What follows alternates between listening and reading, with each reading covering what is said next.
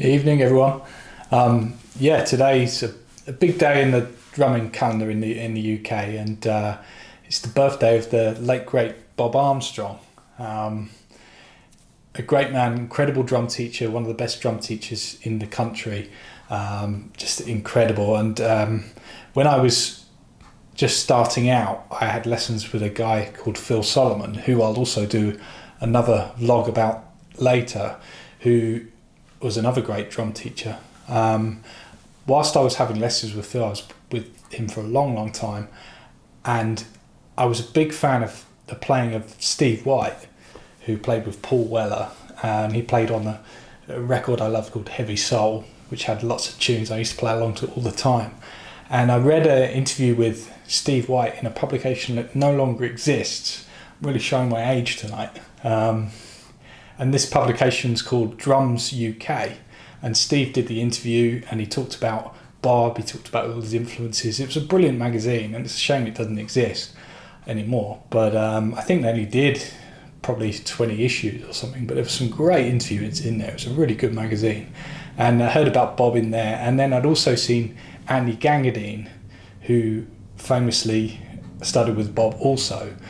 He'd play in Brighton a lot when I was kind of 16, 17. I'd probably see him every couple of months with a band called Coup d'Etat, which was run by the late Louis Boremius, who was a vibes player, and they used to play Latin, funk, jazz things, and Andy Gangadine just played his arse off all the time, just awesome. And I'd always speak to him after the gigs. He said, "Oh yeah, Bob taught me this, Bob taught me that." So I had this name, Bob Armstrong, just ringing around my head, from when I was kind of 16, 17, 18, and I thought, wow, I'd love to study with him someday, and I didn't drive at the time, so as soon as I passed my driving test, I thought, well, I'm going to have lessons with Bob. I'm going to go to Essex, Hornchurch, which was about an hour and a half away from me, and I'm going to study with him, hopefully, So I got his number, and I plucked up the courage one day to give him a call, and I'd worked out exactly what I was going to say. I was really nervous about speaking to him because this was one of the great drum teachers, and I thought, wow, this is going to be awesome if I can study with him, And so, eventually got the courage to phone him up. I'm trying to remember the phone number, 01708 something or other, and dialed it. And straight away went to answer machine. I was like, oh my God. And I left this awful message. And I think I hung up straight away because I didn't know what to say. And then I worked out what to say on the message. I rung back and I said, I'd love to study with you, blah, blah, blah. And I didn't hear back for a few days. And I thought, oh man, not going to hear from him. And I rung again and I got the answer machine. And I thought, well, I'll just wait. And then one day I got a call, and it was right when I was in the middle of something else. I was busy doing something, and I was like, "Oh, it's Bob Armstrong." And I was like, "Oh my God!" Like I didn't know what to say to him, And so I said, "Yeah, I want to come study." And I was very nervous on the phone, I think. And he was saying, what do you like? And I was going, "Oh, I like Shelly Manne and Steve Gadd and all these people." He's like, "Oh, okay, good." And so he said, well, there's a waiting list, it's 6 months. And I was like, oh, you're joking. I thought I've just passed my driving lessons, I just want to come up and study straight away. So I had to wait. I was on the waiting list, and anyone who studied with Bob was probably familiar with that scenario. You were on this waiting list. And then I got a phone call out of the blue from him saying, well, look, we've got a space for you, and your lesson slot is every 2 weeks at this particular time, and that's the way he worked. You had this slot which you had to stick to, and that was your lesson time, 1 hour every 2 weeks, and you committed to that for as long as you wanted, I mean, some people had studied with him. I know a few guys that studied with him for 10 years at least, So anyway, I booked the first lesson. I said, yeah, I'll take the slot, and it was like on a Monday or something like that at 11 o'clock. And I used to get to the studio so early. I'd get to his house, and I went to Stanley Road, if anyone remembers Stanley Road in Hornchurch, And I used to play, and the first lesson I was there probably 3 hours early. It was like 8 o'clock in the morning, and like no shops were even open. I was so early. I thought, why did I do this? But I hadn't even driven on motorways by that point. So it's my first time on a motorway. I had to plan this whole route. It was such an easy route when I think about it now, but we didn't have sat navs back then. Showing my age again.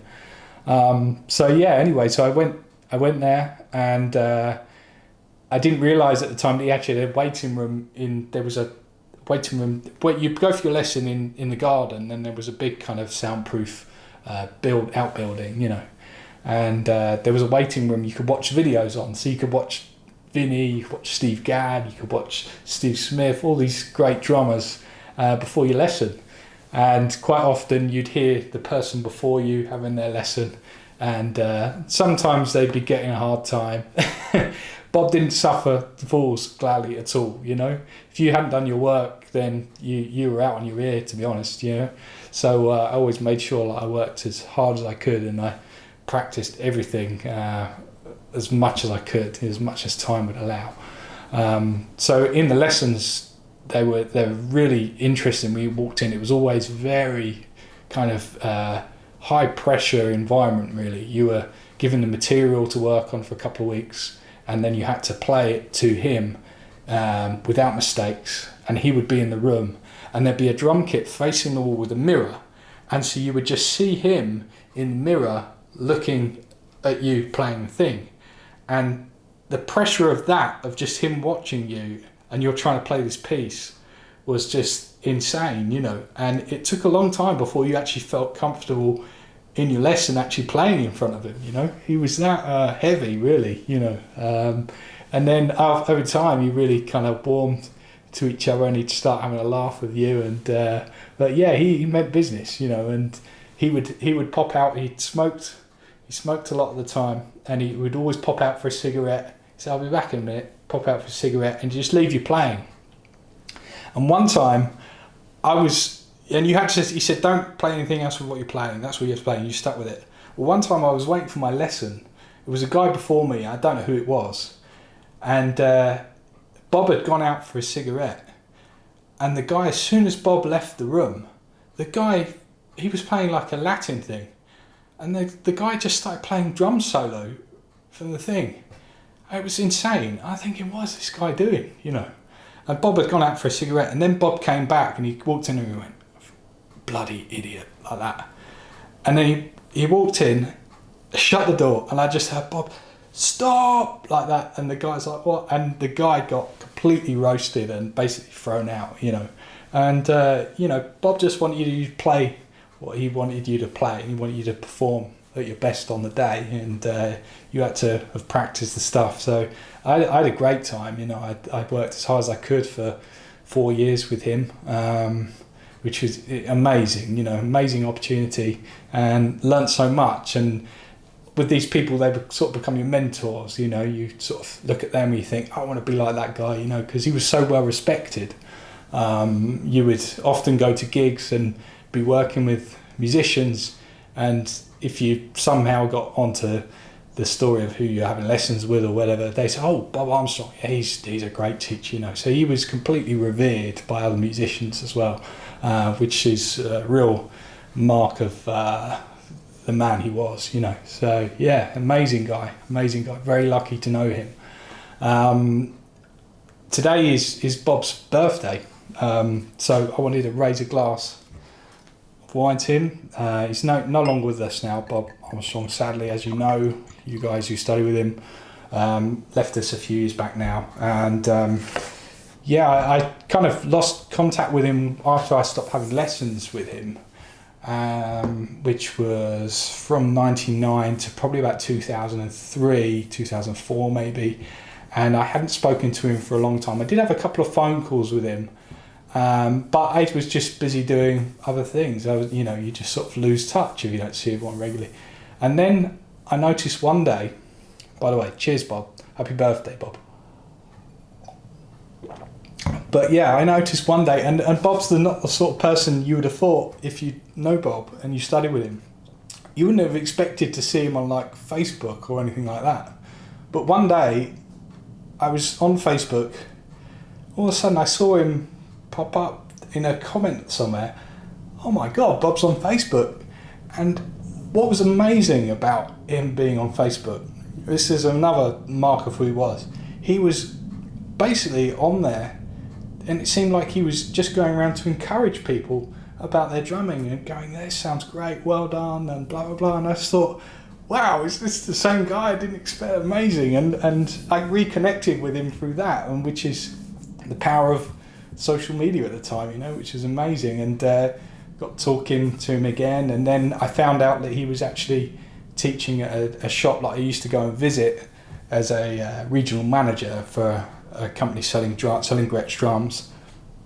And so I used to see him really regularly again, and he said that he hadn't been well, and he'd had some problems with his lungs and stuff, and that was sort of sadly was kind of what took him really, was a problem with his breathing and his heart, I think, and very, very, very sad to lose him. And we did have the opportunity to have him and Charmaine, his wife, as a guest at our wedding in 2016, and it was amazing to have them there. And one other thing which was really cool about Bob on the day of our wedding was that throughout the day people kept coming over to me, and I'd be having conversations with people, and they go, hey, who's the couple, Bob and Charmaine, is it? Who those couple? I say, oh, that's my drum teacher. And they'd be like, that guy's amazing, and what a lovely couple, you know. That guy's incredible, he's so funny. And I was like, yeah, he is, he's hilarious, you know, he's a legend, you know, which is what Bob was. And that was, you know, really who he was. He could really light up the room and make people feel happy, and he was funny, great sense of humour. So yeah, much missed, Bob, and happy birthday. And I you know, when he did get ill, I actually didn't realise kind of how ill he'd got, and I phoned Charmaine and said, could I see him, you know, and I went to the hospital, and he was there, and I didn't kind of realise the gravity of this situation really, because I didn't realise how ill he was, which would lead to him passing. But I did get to see him a couple of days before he left us, and he was, you know, obviously very he was on a lot of medication, obviously, and he was kind of laughing and joking. He was eating a lot of ice lollies, you know, which I think was part of the medication. But he said to me on the day I last saw him, which I think was 2 days before he died, he looked at me in the room and he said, so what's your plan then? What's your plan? What are you going to do? And I said, well, I don't really know, to be honest. And he said, he used to give me kiddo. He said, come on, kiddo, what are you doing? And in my lessons originally, when I first studied with him, after time he'd say, are you the best drummer in Brighton yet? I always say, no, I'm not. no, there's great drummers in Brighton. But after I did start studying with him, a lot of people from Brighton started going up, because I worked in the drum shop, and I said, you need to go and see this guy. So it seemed like everyone in Brighton was going to Bob Armstrong, you know, which was hilarious. But anyway, going back to that and seeing Bob for the last time, he said, what's your plan, kiddo, you know? I said, I don't know, but I said, I want to do something. I want to connect drummers. I want to get the right information out there. I want people to, you know, learn the right stuff, listen to the right music. And he looked at me and he said, you'll never do it. He said, you will never do it. He said, I've been trying for years. You won't be able to do that. And I said, well, I'm going to try. And I guess, you know, what happened in the pandemic with the drum hangs thing, I wish he was around to see that, because I would have loved to have had him as a guest on drum hangs, and I would love to him to have seen what happened after that conversation we had, you know, and because it did connect a lot of drummers, and it did exactly what I thought it would do, and hopefully we can keep it going. But we love you, Bob, and thanks very much all you did for all of us. A lot of my friends stayed with Bob, and you're much missed, so happy birthday. Thanks. Cheers. Good night.